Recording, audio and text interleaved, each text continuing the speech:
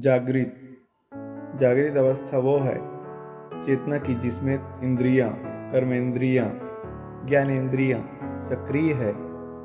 तुम्हारे भीतर तुम्हारी त्वचा के स्पर्श से, तुम्हारे कानों में पड़े शब्द से, रंग, रूप, रस, गंध, शब्द, इंद्रियों के ये सब जो विषय होते हैं, तो ये सब विषय इंद्रियों के द्वारा भीतर प्रवेश कर रहे हैं और भीतर जो यंत्र काम कर रहा है वो इस भीतर आई जानकारी पर, इस भीतर आए डाटा अर्थात जानकारी पर कुछ कार्रवाई करके किसी तरीके का कोई उत्पाद तैयार कर रहा है, जिसके द्वारा फिर जीव कुछ अनुभव प्राप्त करता है और कर्म करता है।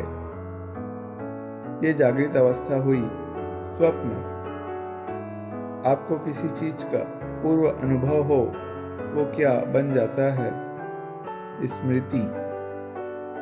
और उस पूर्व अनुभव को ही आप नया रूप, रंग, कलेवर, आकार देकर के क्या बना लेते हैं? कल्पना।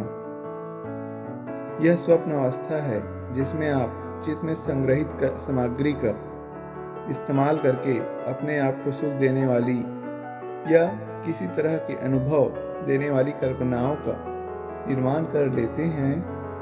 उन कल्पनाओं को ही कहा जाता है स्वप्न। सुषुप्ति।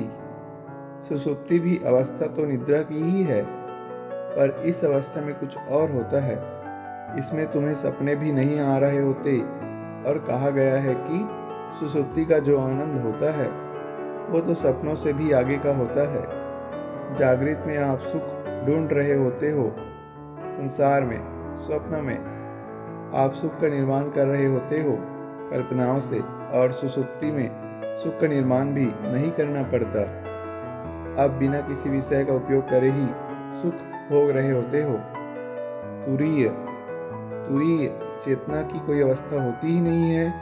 तुरीय विशुद्ध चेतना मात्र है।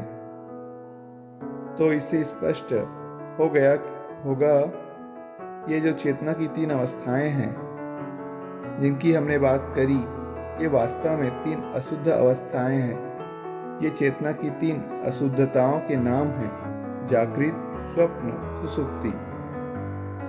ये चेतना में तीन तरह के विकारों और विकृतियों के नाम हैं: जागृत, स्वप्न, सुषुप्ति। जब चेतना बिल्कुल स्वच्छ और शुद्ध हो जाती है, विशुद्ध चैतन्य मात्र हो जाती है, तो तुरीय कहलाती है।